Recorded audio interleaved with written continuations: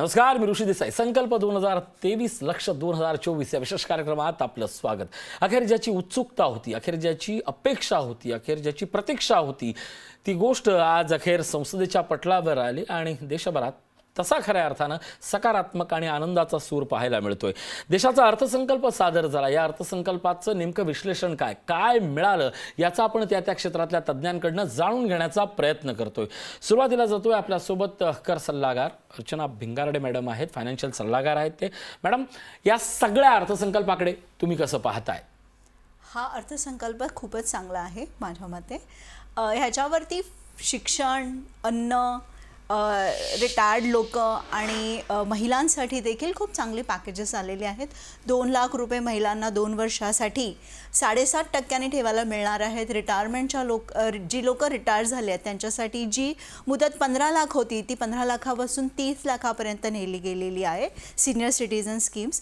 त्याचबरोबर जी पोस्टाची monthly income scheme जी होती ती 4.5 लाख होती ती 9 लाख झालेली आहे सिंगल अकाउंटसाठी, आणि जी 9 लाख डबल अकाउंटसाठी होती ती 15 लाख झालेली आहे.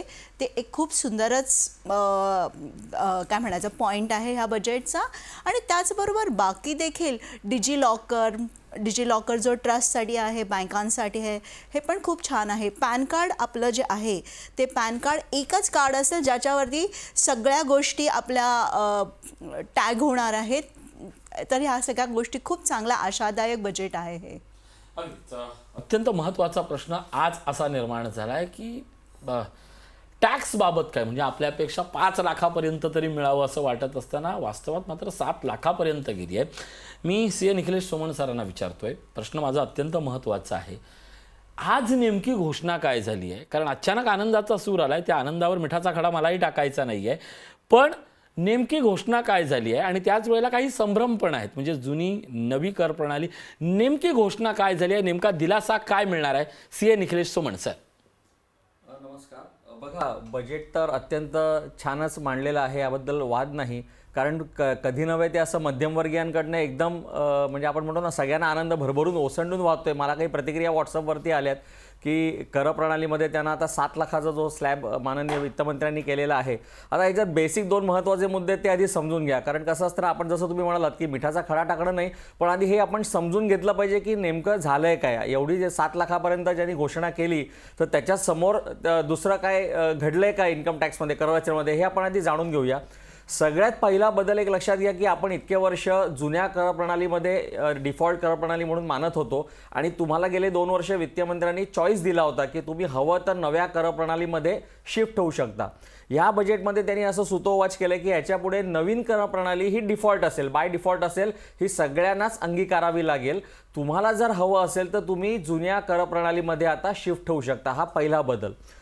दुसरी महत्त्वाची गोष्ट, हा जो 7 लाखापर्यंतचा त्यांनी रिबेट वाढवलेला आहे, हा फक्त आणि फक्त नव्या कर प्रणालीमध्ये जे जातील किंवा जे ऑलरेडी असतील त्यांनाच उपलब्ध आहे. म्हणजे जे जुन्या कर प्रणालीमध्ये असतील आणि ज्यांना अजूनही जुन्या कर प्रणालीत त्याच्यातच राहायचं असेल तर त्यांना हा 7 लाखाचा रिबेट उपलब्ध नाही. हा पहिला मुद्दा. दुसरा मुद्दा याच्यामध्ये असा आहे की ह्याच्यात अजून एक बदल त्यांनी असा केला आहे की नव्या कर प्रणालीमध्ये पूर्वी स्टँडर्ड डिडक्शन हा प्रकार अजिबात नव्हता. खरं म्हणाल तर नव्या कर प्रणालीमध्ये कुठलीही डिडक्शन्स देखील नाहीत, पण स्टँडर्ड डिडक्शन देखील नव्हतं. जो नोकरदार वर्ग आहे त्याला बेसिक स्टँडर्ड डिडक्शन जे असतं, जे जुन्या कर प्रणालीमध्ये होतं, ते आता नव्याने त्यांनी नवं कर प्रणालीमध्ये इंट्रोड्यूस केलेलं आहे. हा महत्त्वाचा मुद्दा आहे किंवा महत्त्वाचा भाग आहे सगळे जे पगारदार वर्ग आहे त्यांच्यासाठी. आणि जे जुन्या कर प्रणालीमध्ये राहतील त्यांना मात्र बेसिक एक्झम्पशन आहे तसंच आहे, पुढे त्यांना त्याप्रमाणेच कररचना लागू होईल. आणि आता शेवटचा एक मी गमतीशीर याच्यातला एक मुद्दा सांगतो जो अजून कोणाच्या लक्षात आला का मला माहिती नाही. आपण असं म्हणत होतो की करदात्यांची मागणी आहे की ATC वाढवा, ATD वाढवा, अमुक वाढवा, तमुक वाढवा, बरेचसे अजून आम्हाला सवलती द्या. माननीय वित्तमंत्र्यांनी भरघोस अशी 2 लाखाची वाढीव एकदमच तुम्हाला सवलत दिलेली आहे नव्या कर प्रणालीमध्ये जाणाऱ्या लोकांना. कारण तिथे आपल्याला माहिती आहे तुम्हाला कुठल्याही प्रकारचं डिडक्शन उपलब्ध नाही आहे. म्हणजे नाण्याची दुसरी बाजू अशी आहे, मी एक गुंतवणूक सल्लागार म्हणून पण जेव्हा काम करतो, मला आता असं वाटतंय की माझ्याकडे येणारा बराचसा वर्ग हा मार्च महिन्यामध्ये मला विचारायचा की सर मला कर वाचवायचा आहे, मी कुठली पॉलिसी काढू, मी कुठे गुंतवणूक करू. मला असं वाटतं पुढच्या वर्षीपासून हे लोक आपल्याकडे फारसे फिरकणार नाहीत, कारण नवीन कर प्रणालीमध्ये ATC हा डिडक्शनचा भाग असणारच नाही आहे. त्याच्यामुळे त्याच्यासाठी जर कोणी गुंतवणूक करायला जात असेल तर त्यांना मात्र याच्यापुढे सावध राहिलं पाहिजे. आणि मला वाटतं बहुतांश व्यक्तींचं ऑलरेडी इतक्या वर्षामध्ये ATCचं लिमिटही फुल झालेलं असतं, म्हणून आपण ते वाढवा म्हणत होतो. पण आता ह्याच्यापुढे मात्र हा फरक होईल की करं वाचवण्यासाठी म्हणून कोणी गुंतवणूक करायला येणार नाही. आणि याचा महत्त्वाचा फायदा मला असं वाटतं देशाच्या दृष्टीने की जेव्हा माननीय वित्तमंत्र्यांनी एवढा रिबेट दिला आहे, तुम्हाला खेळता पैसा तुमच्या हातामध्ये राहणार आहे, इनडायरेक्टली तुम्ही गुंतवणूक केल्या, परत विमा आणि इथे जास्त करू नये असं त्यांना वाटतंय, याचाच अर्थ तो पैसा कन्झम्पशनमध्ये येईल आणि आपल्या इकॉनॉमीला आणखीन चालना मिळेल असं माझं ठाम मत आहे. नक्कीच या जशा महत्त्वाच्या घोषणा झाल्या तशीच आता एक महत्त्वाची घोषणा होता राहिली की किंबहुना की तेवढीच होती, हा प्रश्न माझ्या मनात आहे. माझा प्रश्न रेल्वेबद्दल आहे. 2,40,000 कोटी रेल्वेची घोषणा झाली आहे. रेल्वे प्रवाशांचा प्रश्न हा मुंबईसाठी फार महत्त्वाचा मानला जात होता. वंदनाताई आपल्यासोबत आहेत. वंदनाताई, रेल्वे प्रवाशांना मागण्यांना काय मिळालं, घोषणेतून काय मिळालं आणि 2,40,000 कोटीच्या निमित्तानं काय होणार आहे? खरं म्हणजे ह्या बजेटमध्ये आम्हाला अक्षरशः वेगळं काढलेलं आहे आणि असंच ठेवलेलं आहे की बघा तुम्हाला दिले तेवढे कोटी, आता आम्ही बघू तुम्हाला काय करायचं ते. म्हणजे मागच्या बजेटमध्ये जे आम्हाला दिलेलं होतं त्या काही मागण्याचं पूर्ण नाही झालेल्या. जर अर्थसंकल्प तुम्हाला रेल्वे ही जीवनवाहिनी आहे, ह्याच्या महसूल मिळतो आणि हा महसूल फार प्रमाणात मिळतो. जास्तीत जास्त महसूल आम्हाला रेल्वेच्या बजेटमधून मिळतो, रेल्वेच्या अर्निंगमुळे मिळतो. त्याच्यासाठी वेगळं बजेट ठेवलं पाहिजे. पण आता त्यांनी काहीच ठेवलं, काही सांगितलेलं नाही. फक्त सांगितलं एवढे कोटी दिलेले आहेत आणि विषय बंद केलेला आहे. जर तुम्ही असा जर विषय बंद करसाल तर रेल्वेसाठी तुम्ही सुधारणा करता त्यासाठी कुठलाही काही ठेवलेलं नाही. आम्ही पूर्ण गोंधळामध्ये आहोत. जर असंच राहिलं, आम्हाला आमच्या मागण्या पूर्ण नाही झाल्या तर सगळीच रेल्वे जे रेल्वे म्हणजे प्रवास करतात त्यांनी अक्षरशः जेव्हा यांनी निवडणुका निघतील ना, यांनी सगळ्यांनी मतदानावर बहिष्कार टाकला पाहिजे. अगदी आपण यात चर्चा सुरू ठेवणार आहोत. निनाद करपे सर आपल्यासोबत जोडले जातात, IT क्षेत्रातले ते जाणकार आहेत. सर, महत्त्वाचा प्रश्न IT सेक्टरसाठी फार मोठ्या चर्चा होत असताना, एकीकडे स्टार्टअपसाठी, एकीकडे वेगवेगळ्या गोष्टीच्या तंत्रज्ञानात्मक चर्चा होत असताना आजच्या अर्थसंकल्पामध्ये IT सेक्टरसाठी काय मिळालं? हा बजेट चांगलाच आहे IT सेक्टरसाठी. स्टार्टअपमध्ये ॲग्रिकल्चरसाठी एक फंड सुरू करणार आहे, ती पण एकदम चांगली गोष्ट आहे. प्लस डिजिलॉकर आहे, IFC आहे, आर्टिफिशियल इंटेलिजन्स आहे. प्रत्येक गोष्टीला काय ना काहीतरी टच झालेलं आहे. तर IT सेक्टरसाठी हा बजेट फारच चांगला आहे, उत्तम आहे आणि त्या सेक्टरला जास्त प्रोत्साहन मिळणार आणि एम्प्लॉयमेंट पण वाढणार.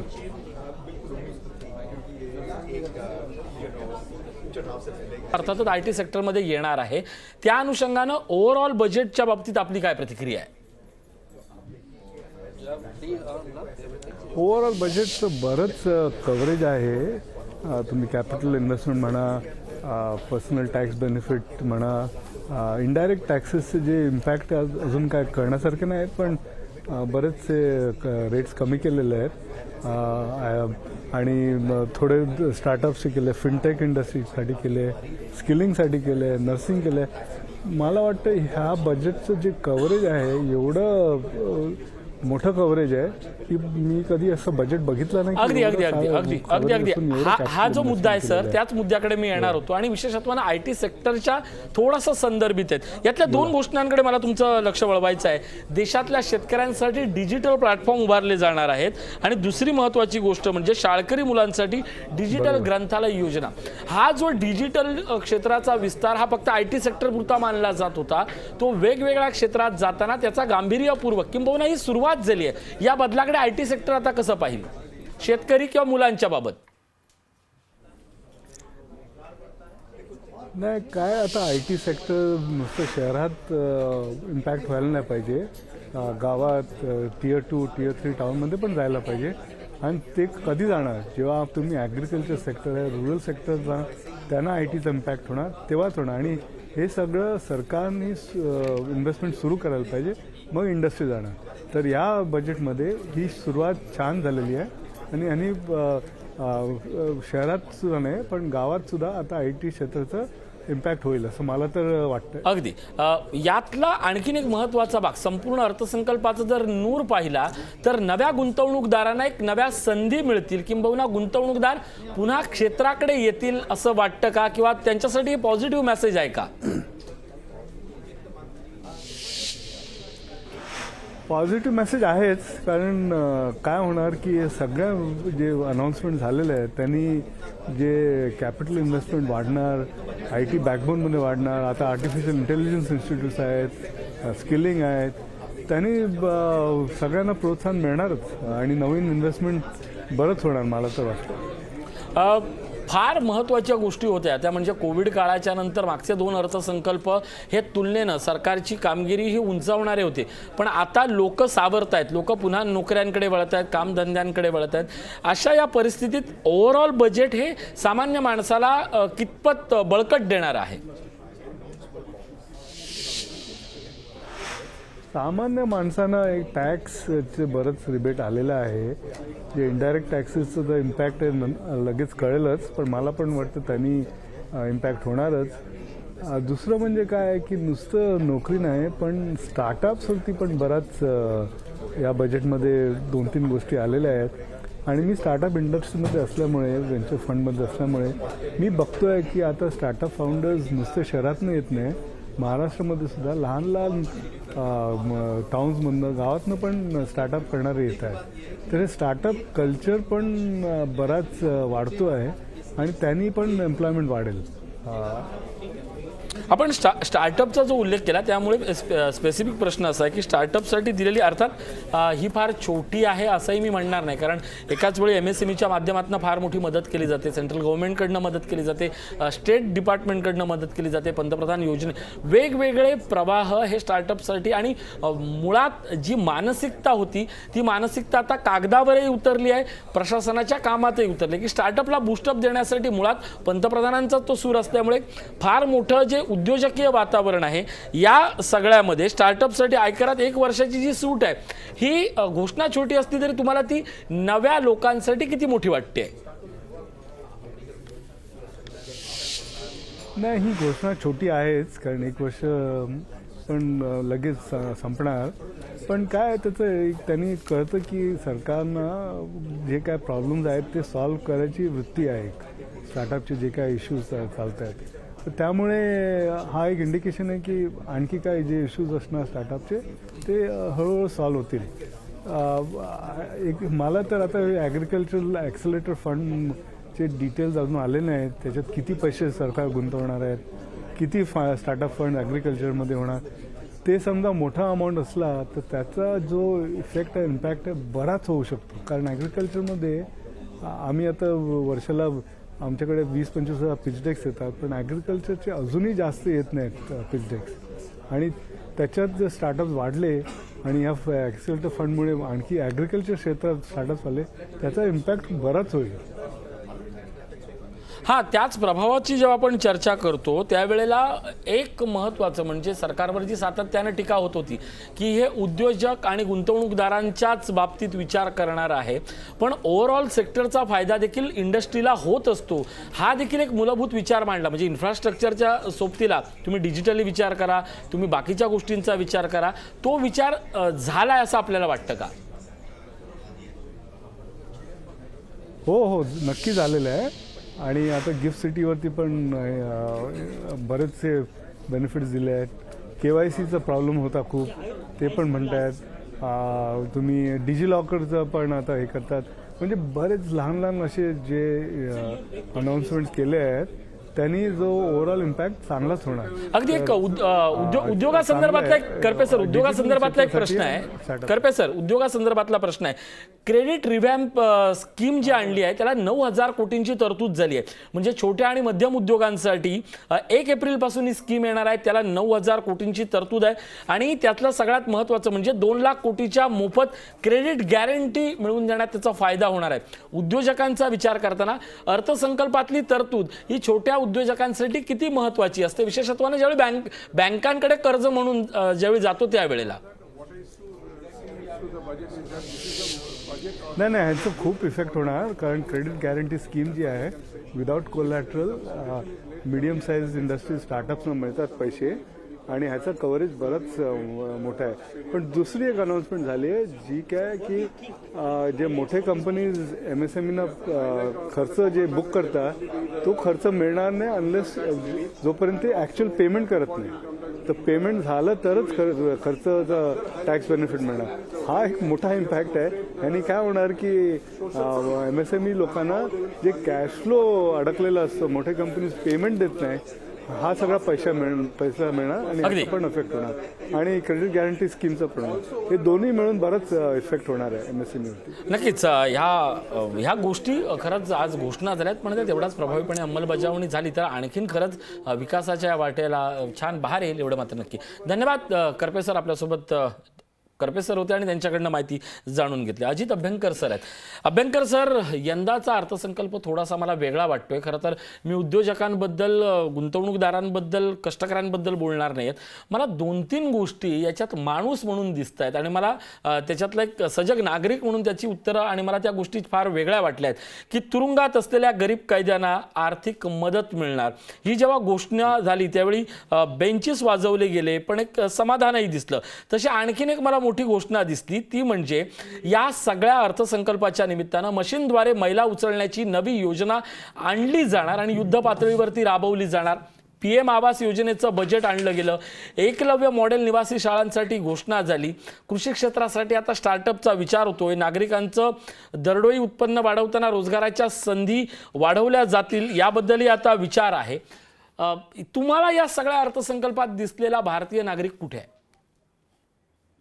मला असं वाटतं की या अर्थसंकल्पामध्ये तुम्ही ज्या 2-3 गोष्टी सांगितल्यात त्या नक्की वेगळ्या आहेत आणि त्या विशेष नमूद करण्यात तुम्ही केल्यात त्या योग्यच आहेत.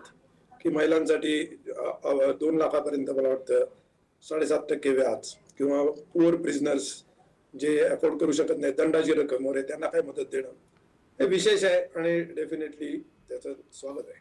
परंतु अर्थसंकल्प हा आपण जवळजवळ 40 लाख कोटी रुपयाचा खर्च असलेला अर्थसंकल्प जेव्हा आपण देशाचा सादर करतो त्यावेळेला या गोष्टी अगदी म्हणजे मायक्रोस्कोपिकच्याही मायक्रोस्कोपिक आहेत. मला असं वाटतं की अर्थसंकल्पामध्ये भारतीय माणूस मला जो दिसतो, जो अर्थसंकल्पात दिसला नाही, तो म्हणजे बेरोजगार असलेला तरुण. 29 वर्ष या देशाचं सरासरी वय आहे आणि 7.5% लोक बेरोजगार आहेत. त्यांना रोजगार मिळण्यासाठी आवश्यक आहे ती गुंतवणूक. ती गुंतवणूक वाढवण्यासाठी फक्त इज ऑफ डुईंग बिझनेस, तुमचे 300 प्रकारचे कंप्लायन्सेस आम्ही काहीतरी माफ केले, डिक्रिमिनलाइज केले, याच्यामुळे गुंतवणूक वाढेल, हे म्हणजे अर्थसाक्षरता आहे का नाही अशी शंका यावी इतपत हे प्रिलिमिनरी आहे. मुद्दा असा आहे की मॅक्रो इकॉनॉमिक फॅक्टर्स जे आहेत ते ॲग्रिगेट डिमांड कसा वाढेल त्याच्यासाठी अर्थसंकल्पात काही दिसलं का? तर मला अत्यंत खेदाने मी नमूद करतो की अर्थसंकल्पामध्ये त्याच्यात काहीच तरतुदी नाहीत. आणि याच्यामुळे बेरोजगारीवरती जर हल्ला करायचा असेल तर त्याला थेट काहीतरी उपाययोजना हवी होती. त्याचा मुद्दा सुद्धा येतो, म्हणजे बेरोजगारी हा विषय सुद्धा त्यांच्या बोलण्यात नव्हता. ही खूप दुःखाची गोष्ट आहे. आता मी 1-2 गोष्टीबद्दल उल्लेख करतो की सामान्य माणसाला 5 लाखाची मर्यादा 7 लाखावर गेली, याच्यामध्ये जो मनुष्य आनंदी होतो त्याला मी या देशातला सामान्य माणूस म्हणत नाही. याचं कारण आपल्या अर्थमंत्र्यांनी सांगितलं, देशाचं सरासरी राष्ट्रीय उत्पन्न दरडोई हे 2.22 लाख रुपये आहे आणि तुम्ही 7 लाखाची मर्यादा केलीत म्हणजे त्याच्या ऑलरेडी ज्याचं दुपटीपेक्षा जास्त होतं ते आता साधारण तिपटीपेक्षा जास्त ज्याचं झालं तरी तुला टॅक्स भरावा लागणार नाही. हे आपण ज्या लोकांना ऍड्रेस करून सांगतोय तो या देशातला 1 ते 2% वर्ग आहे. माझ्या मते आपण 98% लोकांबद्दल बोललेलं बरं आणि त्याच्यातले बेरोजगार असलेल्यांच्याबद्दल बोलावं. त्यामुळे त्यांच्यासाठी याच्यामध्ये किरकोळ स्वरूपाच्या काही घोषणांच्या पलीकडे फार आहे असं मला सिरियसली वाटत नाही.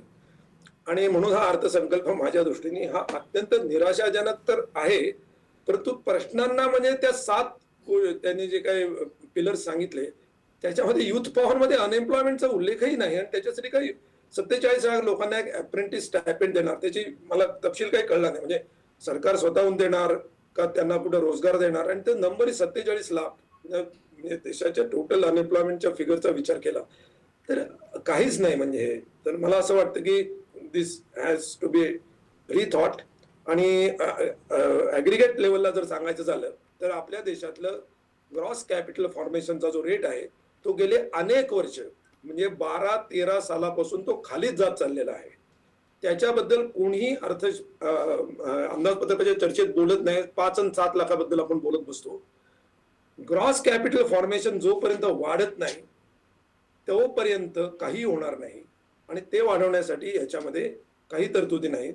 सेव्हिंगचा रेट आपला खाली जात चाललेला आहे, तो वाढवण्यासाठी याच्यामध्ये तरतूद नाही.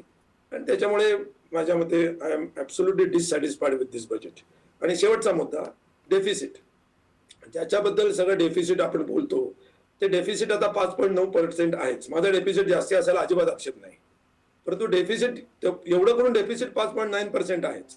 आणि डायरेक्ट टॅक्सेस मध्ये केलं काय, तर वेल्थ टॅक्स नवीन म्हणजे पुन्हा सुरू करणं तर सोडाच, परंतु वरच्या एका इन्कम ब्रॅकेटमध्ये तो सरचार्ज लावून जो इफेक्टिव्हली 42% होत होता, तो 39% वरती खाली आणला. तर आता म्हणजे आपण कोणाला सवलती देतोय आणि अनएम्प्लॉयमेंट बद्दल काहीच करत नाही. It's very painful to note. नक्कीच आपण याच विषयावर चर्चा करूया. आपल्यासोबत आत्ता स्वतः भिंगारडे मॅडम आहेतच, पण म्हात्रे मॅडम जोडल्या गेल्या. म्हात्रे मॅडम, साधारणपणे आदिवासी शाळांसाठी 37,000 शिक्षकांची भरती हा एक उल्लेख मला ठळक वाटला. शिक्षण क्षेत्रासाठी काय दिसलंय? शिक्षण क्षेत्रासाठी म्हणाल तर सगळ्यात पहिलं एका गोष्टीचं मी तरी स्वागत करते, ते नॅशनल बुक ट्रस्टच्या सक्षमीकरणाचं. कारण अत्यंत कमी किमतीत ही पुस्तकं सर्वसामान्यांपर्यंत पोहोचवणं याच माध्यमातून आजपर्यंत शक्य झाल्याचं दिसून येते. दुसरी गोष्ट झाली ती NGOच्या लिटरसीबद्दल. तर लिटरसी हा NGOचा प्रांत आहे ही जवळजवळ मान्यताप्राप्त गोष्ट झाल्यात जमा आहे, त्यामुळे त्यातही नाविन्य नाही. पण लायब्ररीजबद्दल जे म्हटलं आहे, तर लायब्ररीज डिजिटल होण्याच्या बरोबरच त्या फिजिकल होणंही गरजेचं आहे. दुसरी गोष्ट आली आदिवासी भागात वगैरे म्हणाल तर त्यासाठी टीचर्स ट्रेनिंग. तर ते टीचर्स ट्रेनिंग फक्त एकलव्य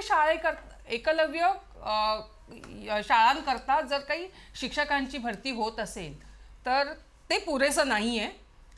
त्याच्यात इतरही शाळांचा विचार व्हायला हवा, कारण ती मुलं इतरही शाळांमध्ये जातात. राहिलं डिस्ट्रिक्ट लेव्हलच्या इन्स्टिट्यूशन. तर डिस्ट्रिक्ट लेव्हलच्या इन्स्टिट्यूशन्स असताना त्याचं स्वरूप काय आहे हे आत्ता या क्षणापर्यंत स्पष्ट नाही झालेलं. तर त्याच्यात सगळ्यांचं त्या स्थानिक लोकांना मिळणारी जे काही पर्सेंटेज असेल, रिझर्वेशन असेल, तर ते पाहून आपण याबद्दल बोलू शकतो. दुसरं, त्याच लेव्हलला स्किल सेंटर्सबद्दलचा विचार झाला. तिथे स्किल सेंटर्स असतील तर ती निघणाऱ्या इंजिनिअरिंग इन्स्टिट्यूशनला जर जोडली गेली तरच त्याच्यातनं काहीतरी प्रॉडक्टिव्ह निर्माण होतं. आजच्या घडीला स्किल सेंटरमधनं बाहेर पडणारा जो काही तरुण वर्ग असतो त्याला काही हजारांच्या नोकऱ्या मिळण्यापर्यंत लोकल भागात इतकीच त्यांची क्षमता असते. ती जर वाढली तरच त्याची प्रगती होते, नाहीतर तो त्या डबक्यातच राहतो आणि काही काळानंतर तो खरोखर परत त्या प्रवाहाच्या बाहेर जातो. तर त्यामुळे ही स्किल सेंटर्स जी आहेत ती इंजिनिअरिंग इन्स्टिट्यूशन्सना जोडली जाऊन ठराविक काळानंतर त्यांच्या ॲडमिशन्स वगैरे खरं तर कागदावर बऱ्याचशा सोयी आहेत, पण त्या प्रत्यक्षात अंमलात येत नाहीत, हा अनुभव आहे. दुसरी गोष्ट झाली नर्सिंग कॉलेजेसची. तर नर्सिंग कॉलेजेसचा उल्लेख आला, पण ती डिग्री कॉलेजेस आहेत की डिप्लोमाची आहेत याची स्पष्टता नाही माझ्याकडे.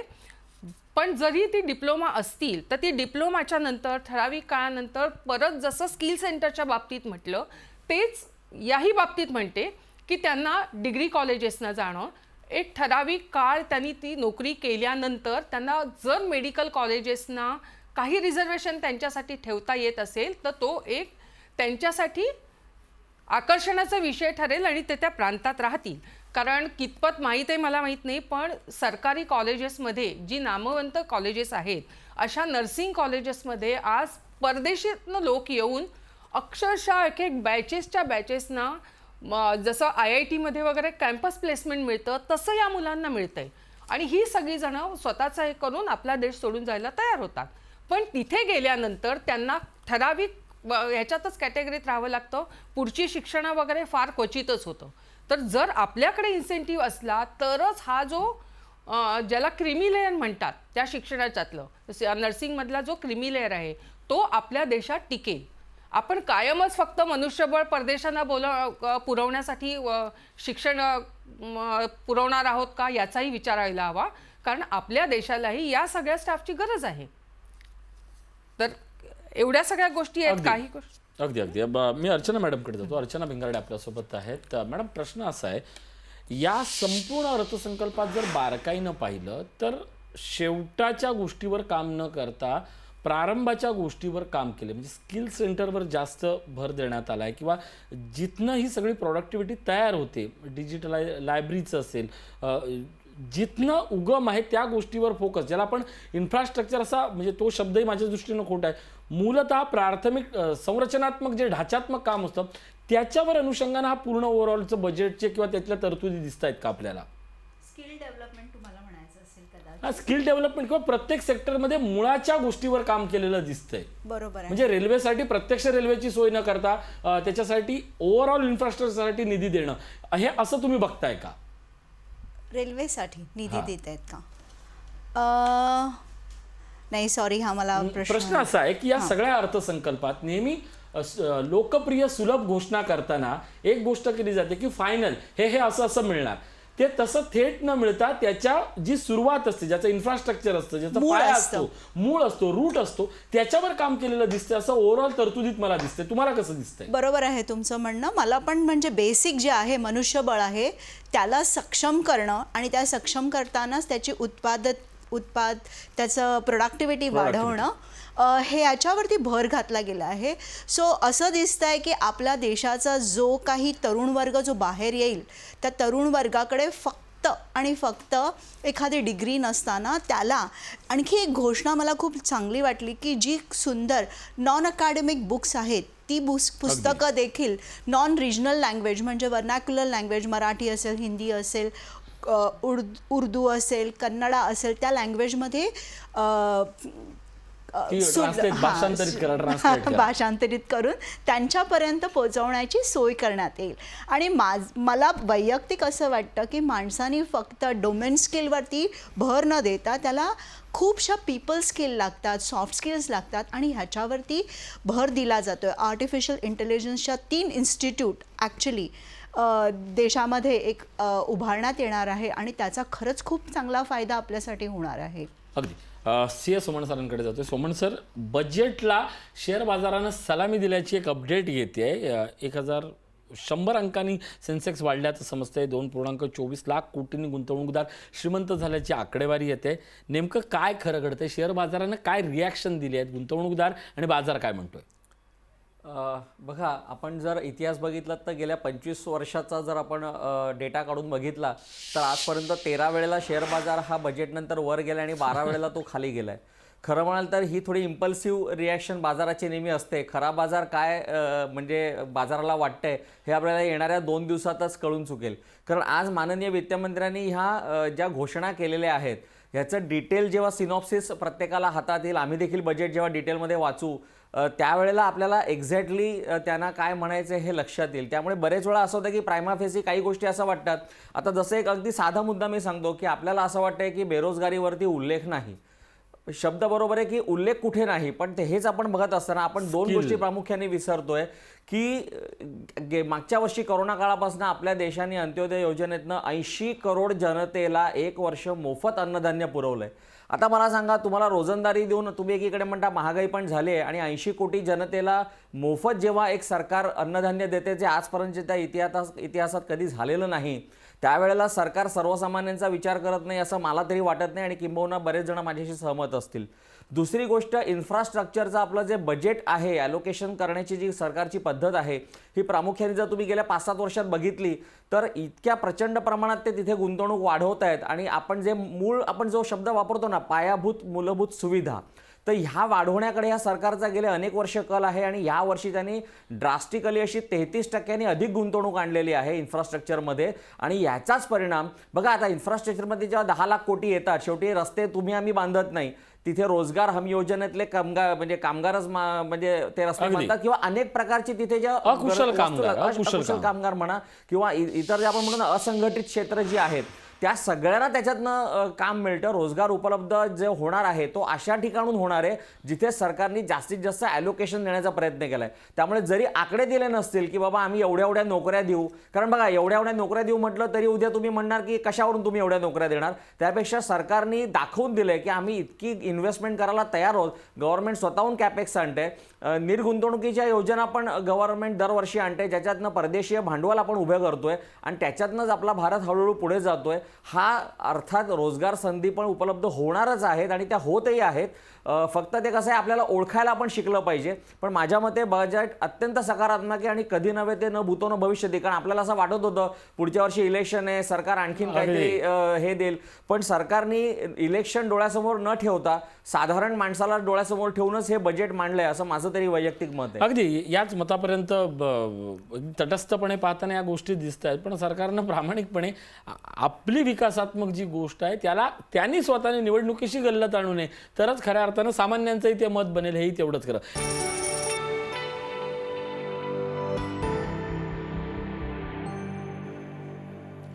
संकल्प 23,24,00,000 मान्यवरांशी आपण बोलतो. सौरभ साहने सर जोडले जात आहेत. सौरभ सर, अगदी या सगळ्या अर्थसंकल्पाकडे पाहताना तुमच्या क्षेत्राला नेमकं याच्यातनं काय मिळालं?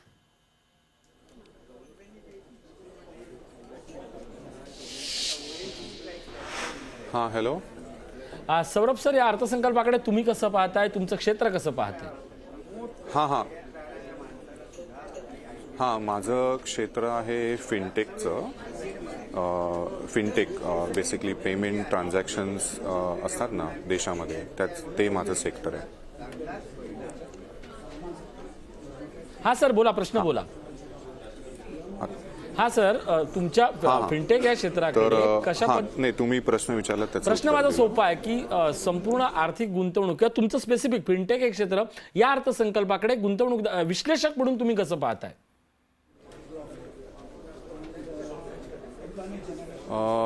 ओके, मी तुम्हाला आधी जे चांगल्या गोष्टी आहेत आमच्या सेक्टर करता ते सांगतो. आम्ही जरी फिनटेक असलो तरी पण आम्ही MSME आहोत. तर MSME करता त्यांनी फार चांगलं केलं आहे. जे फिनटेक MSMEs आहेत आणि स्टार्टअप्स आहेत की under section 37(1) of income tax त्यांनी असं केलं आहे की जर MSMEला जर तुम्ही त्यांच्या बिलांचे पैसे दिले, ॲक्च्युअल खरे बँक अकाउंटमधनं पैसे दिले, तरच तुम्हाला तो खर्च तुम्हाला क्लेम करता येणार आहे ॲज अ डिडक्शन.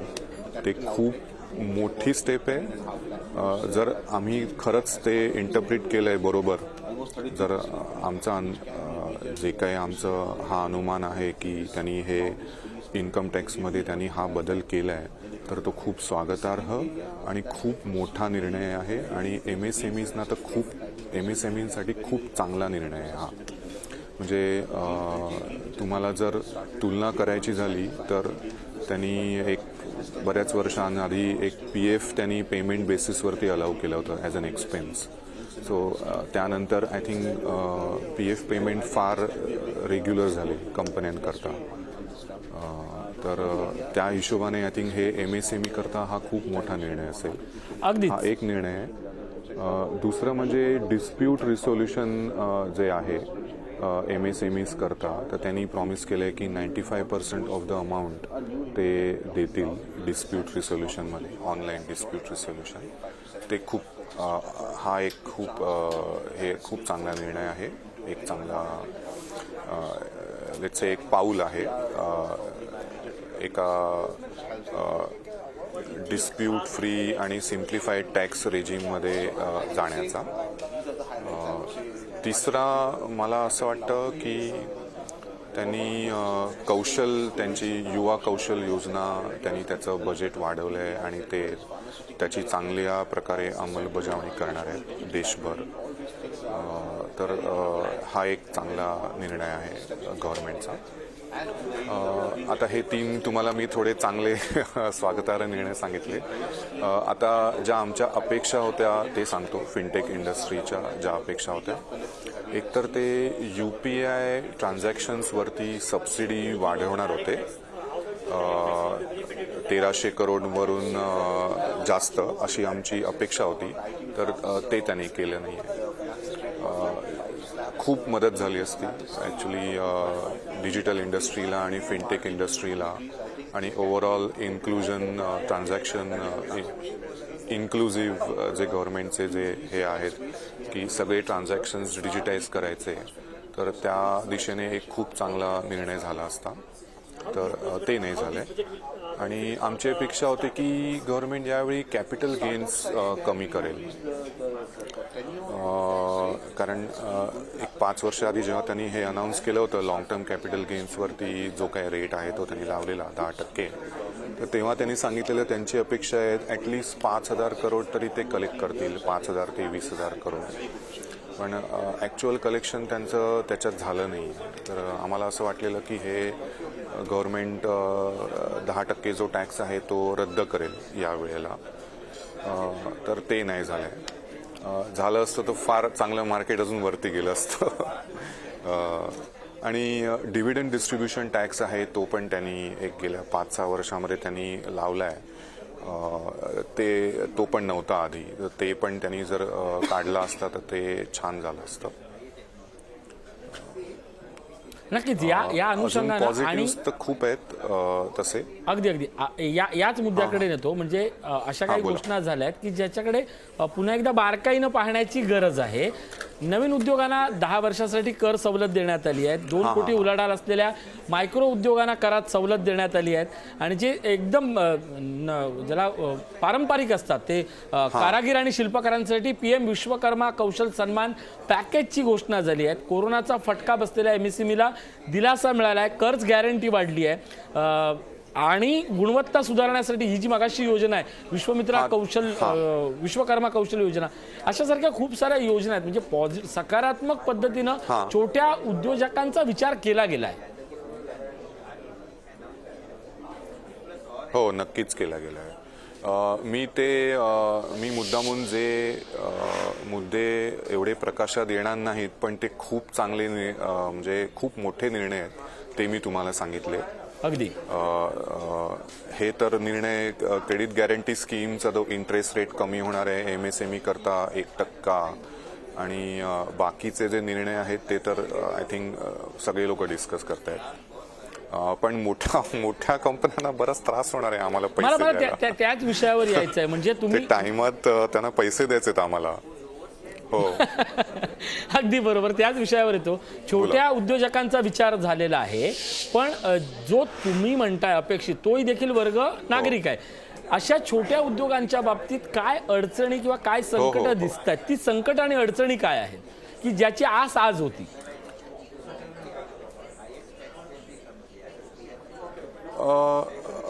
संकट म्हणजे काय ना, MSME जे आमचे छोटे उद्योग आहेत ना त्यांचा सगळ्यात मोठा प्रॉब्लेम आहे वर्किंग कॅपिटल. म्हणजे तुम्हाला भांडवल लागतं, कर्ज लागतं तुम्हाला, तर आणि कर्ज तुम्हाला स्वस्त दरात लागतं. तर तो आमचं ही एक मोठी समस्या आहे आमच्याकरता. आणि आमच्या कस्टमरचे पैसे येणं वेळेत ही एक मोठी समस्या आहे. तर आय थिंक या 2 समस्यांमध्ये एक तरी मी सांगतो एकाचं निराकरण बहुतेक गव्हर्नमेंटने जर हा इन्कम टॅक्स मधला जो अमेंडमेंट त्यांनी केली आहे तर त्याने डेफिनेटली हे सॉल्व्ह होऊ शकेल अशी आम्हाला आशा आहे की MSMEज जे बिलं आहेत ते तुम्हाला पैसे दिल्याशिवाय तुम्हाला ॲज अ खर्च म्हणून तुम्हाला क्लेम नाही करता येणार. तर हा एक निर्णय नक्कीच आय थिंक आम्हाला मदत करेल. कर्ज त्यांनी स्वस्त केलंय 1%ने होऊ शकतंय, म्हणजे हे चांगलंच आहे. आय थिंक आम्हाला थोडी जास्त अपेक्षा होती. ACIS बेनिफिट ते परत रिस्टोर करतील. आम्हाला वाटलं की ही अनाऊन्समेंट एखाद वेळेस आत्ता होईल, मे बी ते नंतर करतील, ह्याच्यानंतर करतील. पण ती एक अपेक्षा आहे आमची. 3% ACIS बेनिफिट मिळतात एक्सपोर्ट कंपन्यांना, सॉफ्टवेअर एक्सपोर्ट कंपन्यांना. अगदी या अपेक्षांवरही अर्थसंकल्पानंतर देखील काम होवं. बेनिफिट्स पण आहेत. अगदी कदाचित त्या भागात कदाचित निवडणूक लागो आणि कदाचित त्याची घोषणा हो. त्यामुळे कुठून ना कुठून तरी त्या सेक्टरला मदत हो हीच प्रामाणिक अपेक्षा.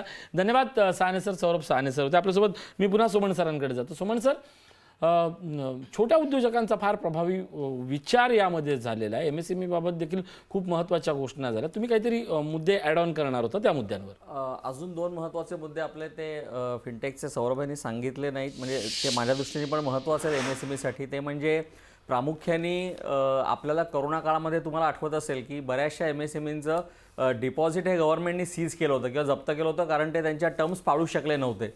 तर आज माननीय वित्तमंत्र्यांनी ती देखील घोषणा केली की त्यांचे 95% पैसे त्यांना परत मिळतील. म्हणजे तो एक प्रकारे पण MSMEना एक मोठा म्हणजे पटकन त्यांना भांडवल त्यांच्या हातात परत येणार आहे. कारण करोना काळामध्ये जे आपल्या गव्हर्नमेंटचे जे काही नॉर्म्स असतात टेंडरिंगचे, तर ते ज्या MSMEs पाळू शकला नव्हता त्यांचे पैसे जप्त झाले होते त्यावेळेला. आपल्याला सगळ्यांना माहिती आहे, त्याच्यावरनं देखील आरडाओरडा झाला होता. पण आज माननीय वित्तमंत्र्यांनी ते घोषणा केली की ते त्यांचे पैसे त्यांना परत मिळतील आणि ते पैसे ते पुन्हा भांडवलासाठी म्हणून ते वापरू शकतात.